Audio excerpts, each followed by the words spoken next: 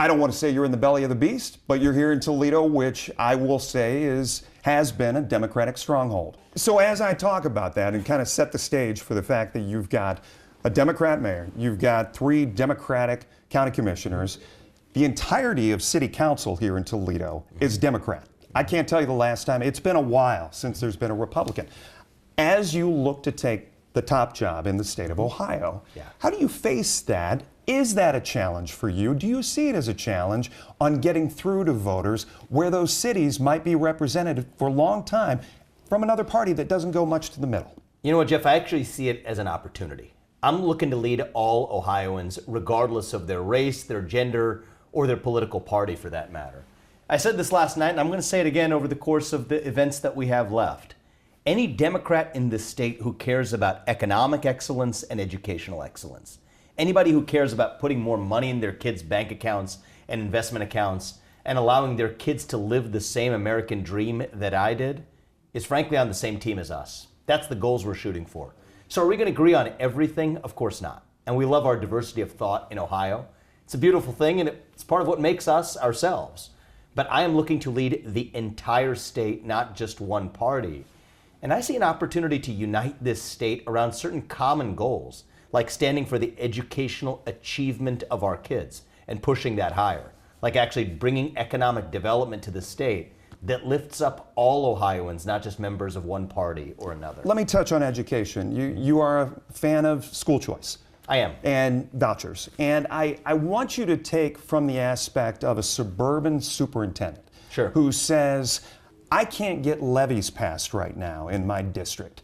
Home values are high, right, as far as the tax base is concerned. But I'm losing kids to vouchers, butts in seats in the schools. How do I compete right now if we're going to kind of buy in to letting our kids who are in this district providing us this base where we're getting less school funding from the state of Ohio? How do we compete? So look, I think the evidence points to a hard, uncomfortable truth. The more money in certain cases that has gone to public schools in the inner cities of Cincinnati or Cleveland, the more we've also seen the decline in the quality of those schools as measured by the achievement of our students. Look at objective test scores, look at other results, even with respect to mental health, even with respect to other outcomes. So there isn't a direct correlation at all between the amount of money you throw at the problem and what the underlying problem actually is or how we solve it. You're saying it's okay to take those kids out of the chairs. Well, look, here's what I believe we have to do is give every parent the opportunity to seek the best possible education for their kids, wherever that may be. Public school, charter school, or homeschooling. But I'm also somebody, and I want to be clear about this, Jeff. This is different than usual conservative dogma. I'm also focused on making sure that our public schools are actually equipped to compete with the best of the alternatives. Meaning? Meaning merit-based pay. Pay public school teachers and principals and administrators and superintendents according to the results they deliver for our kids. And to be clear, that's going to mean the best teachers in this state will get paid a lot more than they are right now, as they should. I think about my teacher, Mrs. Kinney, in 6th grade, who affected my life. I went to Princeton Public Schools, Robert E. Lucas Intermediate School that happened to have a magnet program. Sadly, Rellis is now closed, but she was a great teacher who impacted my life. She died tragically a couple of years ago, or I'd be thanking her right now. The fact of the matter is we don't have enough teachers like Mrs. Kinney today because the best teachers aren't compensated where they should be. But that also means we have to make sure that we're not throwing money into places where it's not positively impacting our kids either. So it's not the amount of money you throw at the problem that makes the difference. The fact of the matter is many of Cincinnati's public schools to Cleveland's public schools have had greater budget allocations without corresponding results for our students. I care about the result. I care about the achievement of our students. That's actually what matters, and that's where my focus is as the next governor. Let me ask you specifically, everybody's going to want something. If you were lucky enough, if the voters said, I want Vivek Ramaswamy as governor of Ohio, all these big towns are going to come to you, say, I need this, I need that. How do you, I guess in your mind, bring cities like Toledo to the table? Toledo has been reliant on federal grants as far as redevelopment is concerned. We had a company here, ProMedica, that put a lot of money into redeveloping the town. They have since cut us off. They said, we can't do that anymore. We need to focus on health care. So how does Toledo, in your view, get a seat at your table as governor to bring jobs, to bring development? Well, I'd say a couple of things. First of all, Toledo has a history and heritage to be proud of in this state. Toledo was the glass capital of the world. In the case of the Industrial Revolution, Toledo is among the cities that helped lead the way. Many say it still is. I think it still is. And even in the 1950s, Toledo, up to 1950, was one of the top 15 wealthiest cities in America, along with 5 other cities that were right here in the state of Ohio on that list. How do we get back there? It wasn't that long ago. And so the question is, we're not going to get back there, Jeff. We're going to actually go to a future that is even brighter, including for Toledo and the rest of Ohio. Realistically, a couple of things that we need to do is make sure that the transportation corridor is something between central Ohio, between Columbus, which is booming. Preach. Also takes into account the interests of every Ohioan, includes Northwest Ohio, including Toledo. Should we be doing better there? Absolutely, we should be. But the way we're going to do this is not through some program of government entitlements and greater dependence on the government, either the state or federal government. That's a short-term solution. It's a Band-Aid. The way we're going to do it is actually by bringing more people and more companies to Ohio. My metric of success is how many people are moving in versus out, how many kids are born into families in this state, and how many of those kids then go on to remain in this state. Toledo is one of the parts of our state, certainly, other parts too, but Toledo for sure, where you have a bit of a brain drain problem. You got great talent right here, great kids growing up right here who then go on to pursue the American dream in other places.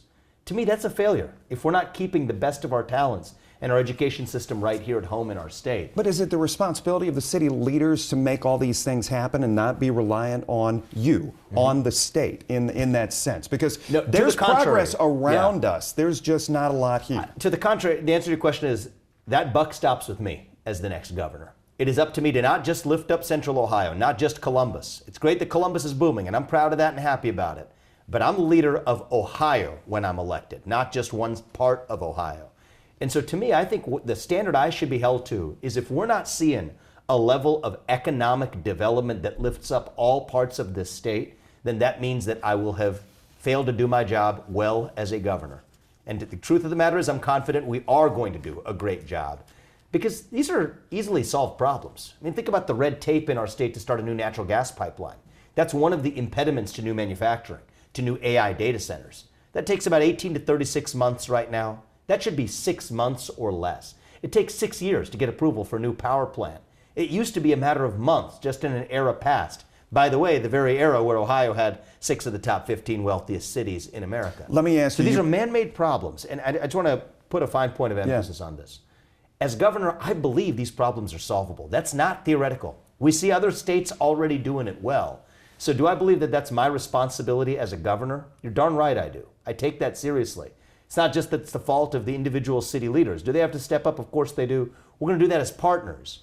But ultimately, the economic development of this state and setting the educational standards for this state to excel, yes, that falls on my shoulders. I take that responsibility seriously. And I want the people of Toledo, not just the Republicans, but Democrats, to understand I want to work with them, including these city leaders, to help take our state to the next level. You brought up transportation. You talked about US 23, obviously. I want to talk to you a little bit about the airport. Derek Marin, who was in a race against Marcy Kaptur in this last election period, he stopped at our airport just before the election and said, we need more passenger traffic here. There has been since, right after that, Marcy Kaptur said, we'll get $1 million out to you. My question to you is, we've been told companies won't come here because we don't have a viable airport. We've been told companies that are here make deals with airlines out of Detroit Metro. How important is it to you that Toledo, if we're going to be this shining city, another shining city on a hill, that we have a viable airport? I think it's important that Toledo have a viable airport. Outside of cargo, I want to point out. Yeah, that's a good point. It's a good point. And Toledo, think about one of the things you're also putting a fine point on. Toledo has a great geographic location, if you think about it. We're close to, think about waterways, you think about access to thinking about the docks, not far from where we are right now. There's major opportunities for business to center here. But it's similar in my response to your last question. If we're picking off Band-Aid solutions, that's a short-term fix. We got to get to the root cause, which is a revival of economic flourishing rather than stagnation.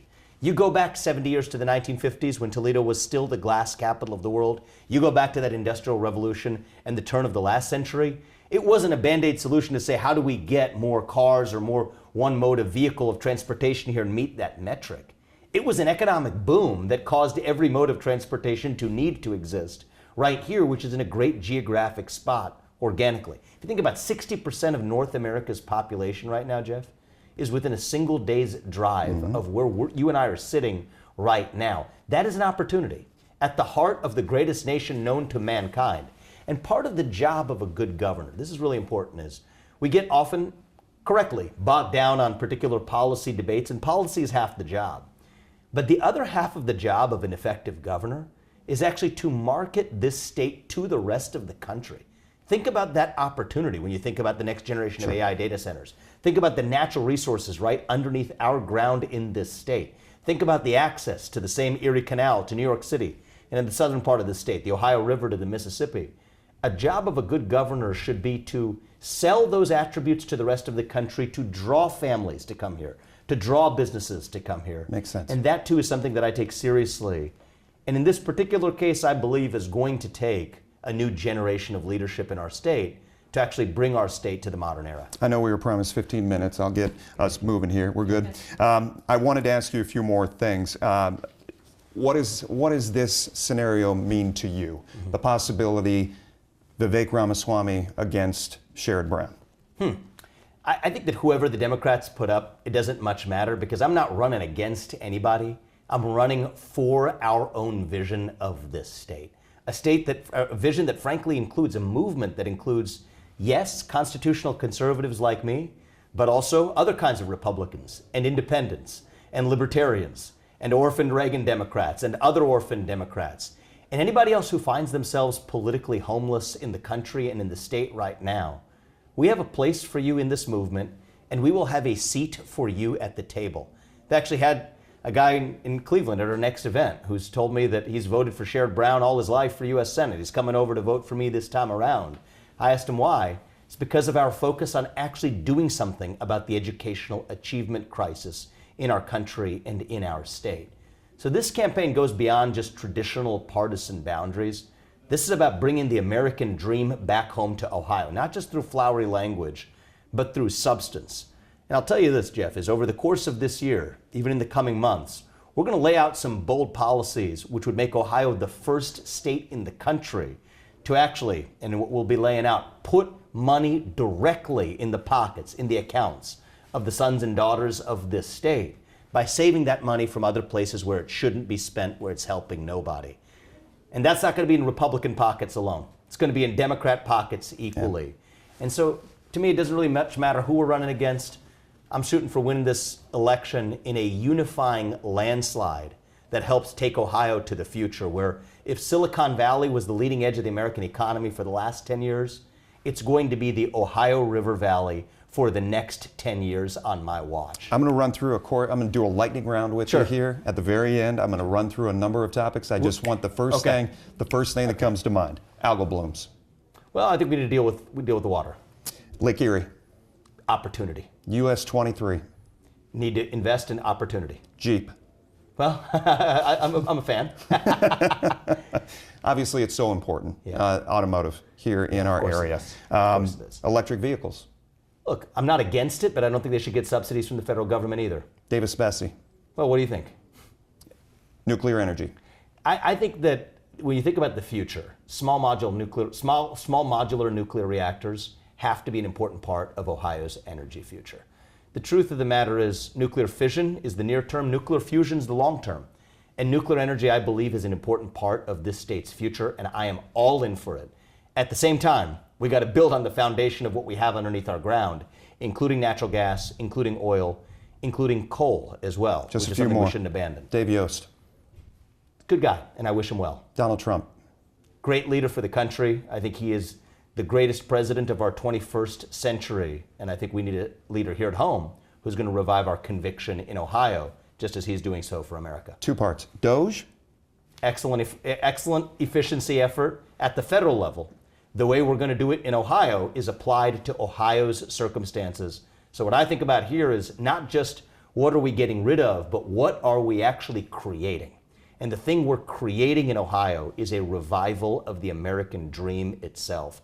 That's the mission that I'm on. Does that mean Doge in Ohio? It means the American dream in Ohio. And you know what? That means a lot of regulations and bureaucracy is standing in the way. Whatever stands in the way of economic excellence and educational excellence, whatever stands in the way of the American dream for our kids, whatever stands in the way and causes our kids to leave Ohio to go to another state instead of to choose to stay in this one, if you're an obstacle in that way, we're going to run through you. But it's not to take anything down. It's for the purpose of passing that American dream on to our kids. That's what I'm in this for. Finally, do you want Governor DeWine's endorsement? Do you need Governor DeWine's endorsement? Look, I'll take the endorsement of anybody who believes in this vision for the state, Republican or Democrat, urban or rural or suburban, you name it. We want a big tent coalition, as I said, of all kinds of Republicans, Democrats, independents, you name it. We want a big tent coalition that helps unite this state and lead us to our future. So I'd be honored to have anyone who agrees with this vision to be able to come aboard. We welcome it. And I will say, we have a range of statewide endorsements that I was frankly surprised to get this early in the race. Frank LaRose has endorsed. Robert Sprague dropped out of the race for governor. He's running for Secretary of State, has now endorsed. As of yesterday, Christina Rogner, a star in our state legislatures. She's a great state senator running for state treasurer. I think surprised a lot of people by endorsing as well. And so we've already built a leadership coalition of great Republicans, but even as you're going to hear shortly, even some Democrats coming aboard this movement as well. And I'm excited to, build a coalition that can work together, despite some differences, to make this state a better place. Thank you for spending some time with WTOL 11. Thank Good luck, you. and we appreciate it. I appreciate it. Thank you. Absolutely.